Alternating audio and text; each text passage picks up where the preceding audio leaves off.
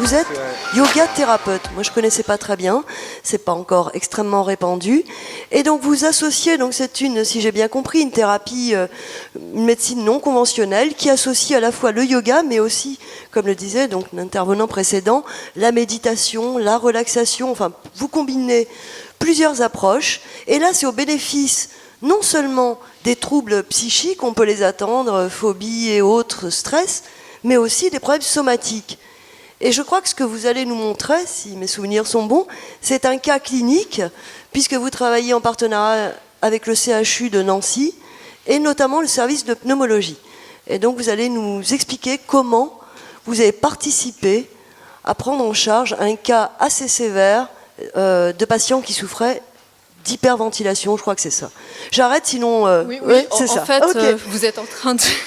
non, je alors, plaisante. merci. Et vous avez, je crois, 10 minutes voilà, pour nous raconter tout ça. Je vais essayer d'être dans les temps. Donc, déjà, merci beaucoup à Laurent qui a présenté le yoga d'une très belle façon. Donc, effectivement, je suis moi-même enseignante de yoga et j'ai eu envie peu à peu de me spécialiser par le fait même que parmi les élèves, je rencontre de plus en plus de personnes qui souffrent de différentes pathologies, autant psychiques que physiques. Et donc, par le biais du chef de service de pneumologie de Nancy, j'ai suivi un patient, c'était une grande première pour moi, un patient souffrant d'hyperventilation. Donc, ce patient a souffert d'une embolie pulmonaire. Et excusez-moi, je fais un peu. Donc voilà, ce patient a souffert d'embolie pulmonaire et donc par différentes techniques, j'ai mis en point un petit protocole.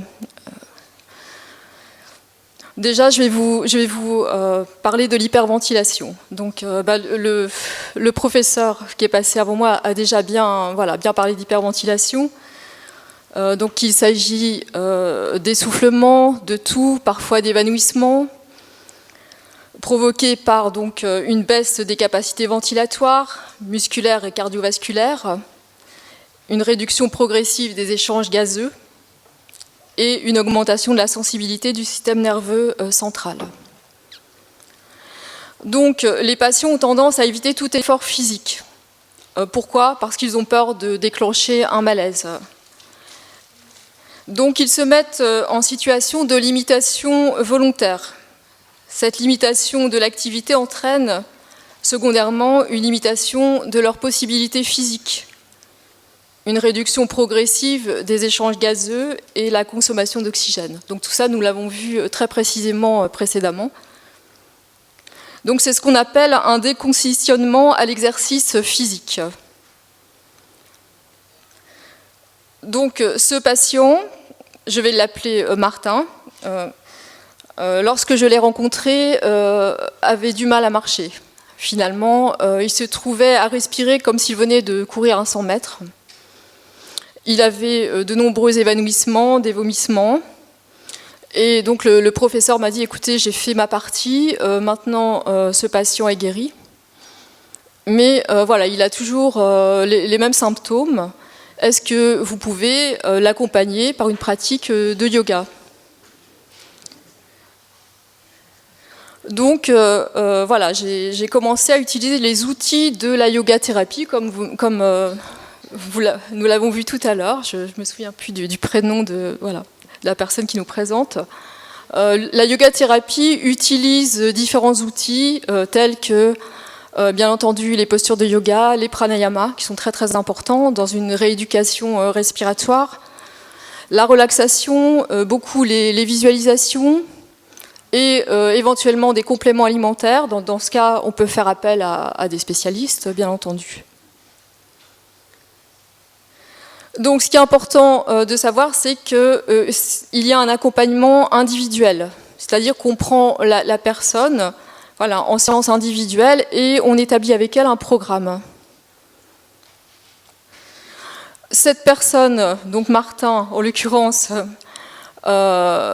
ayant très très peu au départ de possibilités physiques, voilà, une réduction de la musculature respiratoire, mais aussi musculaire, etc. Je lui ai proposé de exclure tout effort, ne rien faire, être dans le lâcher-prise. Pourquoi ? Parce que il y avait une angoisse de sa part, et chaque fois qu'il commençait à faire un geste ou à marcher, etc., à monter les escaliers par exemple, il avait une crise. Et donc du coup, je lui ai proposé de s'allonger, tout simplement, ce qu'on appelle en yoga Shavasana, et de prendre conscience de son corps, de son souffle, de son ambiance intérieure. Alors ce qu'on appelle ambiance intérieure, ce sont les fluctuations internes, les pensées qui surgissent, les couleurs, etc.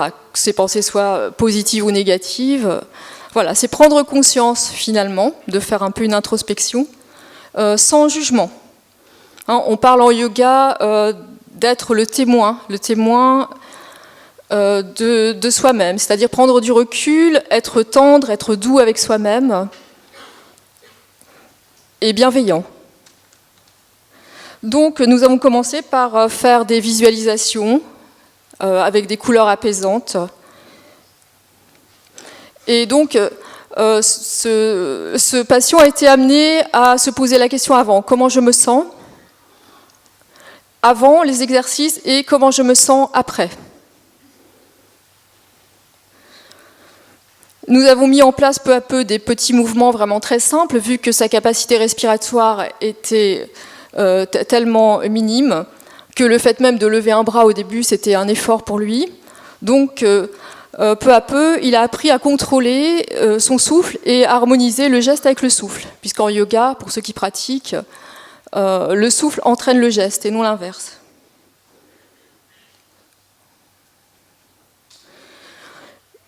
Je lui ai proposé différents pranayamas, nous l'avons vu avec Laurent tout à l'heure, donc Nadi Shodhana Pranayama, qui est une respiration équilibrante, qui apaise le mental, et la respiration carrée également, comme nous l'avons pratiqué tout à l'heure, 4, 4, 4, 4, c'est-à-dire correspondant 4 secondes pour l'inspiration, 4 secondes pour l'expiration et 4 secondes pour les suspensions du souffle, à plein et à vide.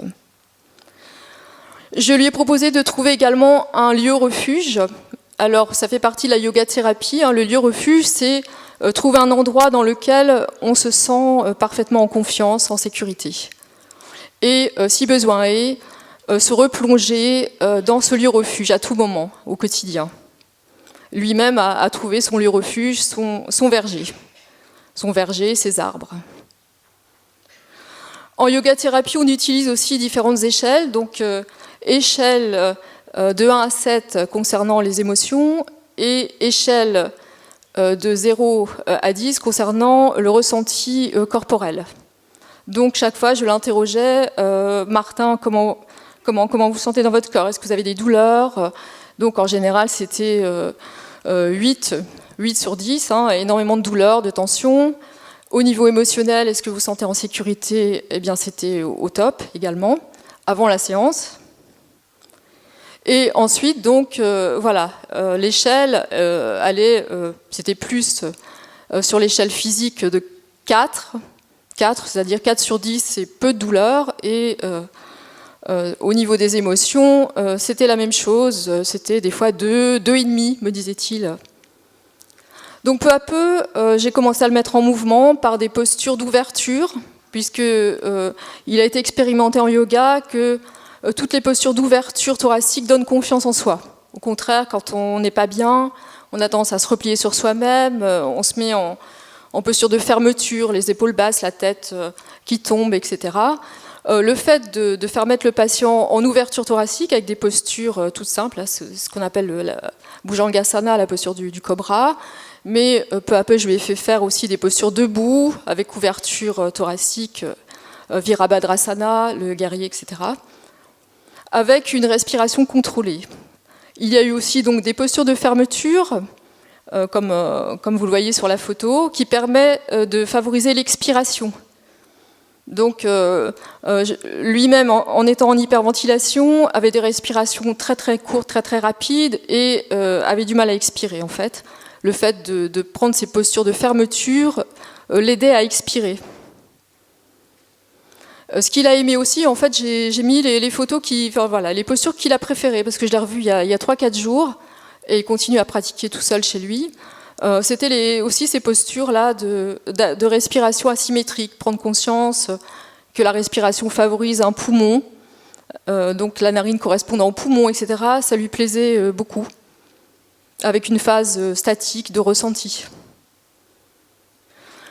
Donc, bien entendu, l'entretien avec le patient est très important. Donc, la question type, c'est comment se passent vos séances hebdomadaires. Le patient a insisté énormément sur le fait que ces séances se passent dans le cadre hospitalier, parce que, me disait-il, si ça se passe mal, je serai pris en charge. Donc, c'était essentiel pour lui. Donc, le ressenti, je vous ai parlé tout à l'heure des échelles, de 0 à 10. Bon, lui-même me disait qu'après une pratique, il ressentait une vague d'énergie, c'était net, un rythme cardiaque plus lent et une sensation d'apaisement qu'il n'avait pas ressenti depuis au moins 1 an en fait. Donc, quel est le résultat? Prise de conscience du stress qu'il subissait au travail et la pression pour de simples tâches ménagères. Par exemple, s'il fallait qu'il allume le four, tout ça, je vous répète ce qu'il me disait, c'est ça qui est intéressant. Il stressait parce que son poulet était trop cuit ou pas assez cuit, etc. Et du coup, il hyperventilait. Il avait des malaises, ça allait jusque-là. Et donc, il a pris conscience que finalement, même peut-être son embolie pulmonaire, etc., était liée à un trop grand stress au travail, parce que c'était un cadre et il avait d'énormes responsabilités. Et du coup, ce qui est formidable dans la pratique du yoga aussi, c'est que en passant par des exercices respiratoires et corporels, il y a une modification de la conscience. Il y a une prise de conscience et il y a une évolution personnelle qui se fait automatiquement. Donc maintenant, il dit qu'il contrôle son endormissement. Sa femme lui dit fais ton yoga parce que quand tu ne le fais pas, à nouveau ta respiration rapide reprend le dessus et c'est stressant, c'est angoissant. Et que donc maintenant il maîtrise, il a des outils et il les utilise.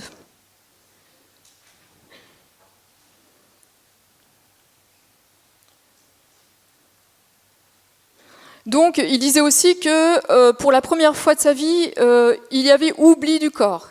Il me disait, je ne sens plus mon corps, j'oublie mon corps, je me sens fluide. Donc, actuellement, encouragé par les résultats, il continue sa pratique quotidienne de manière autonome.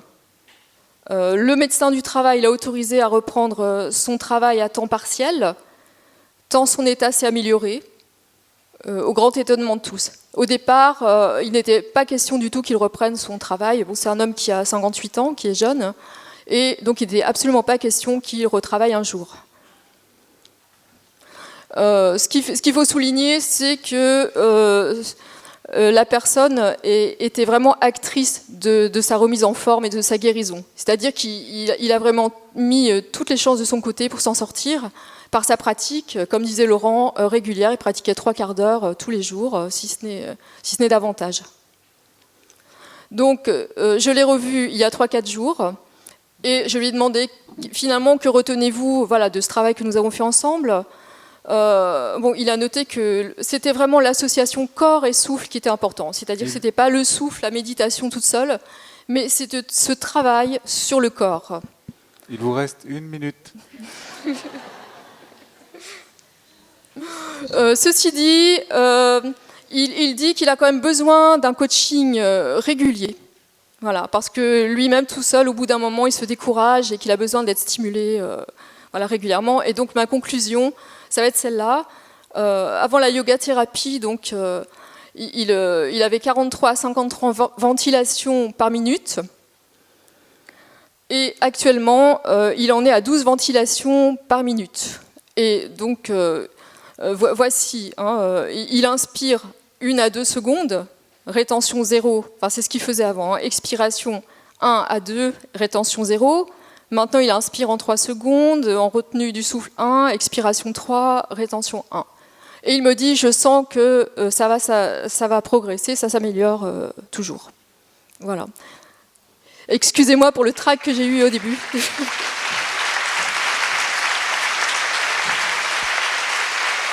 Merci. Merci beaucoup. Vous pouvez juste peut-être rester une minute, le temps que le prochain intervenant nous rejoigne. Il a menti, il n'avait pas de chrono à la main. Mais il est très bon. Juste une petite question. Vu les résultats assez spectaculaires que vous avez obtenus, pourquoi ne menez-vous pas une espèce d'essai clinique avec une plus grosse cohorte de patients? Eh bien, donc, comme c'était vraiment une grande première l'année dernière, nous avons commencé en février, terminé en juin. Il est question effectivement maintenant que je suive plusieurs patients de façon à mettre vraiment en place un protocole. Ouais, et ça n'a pas dû être si simple de vous introduire comme ça. Bravo, en tout cas, oui, franchement, bravo.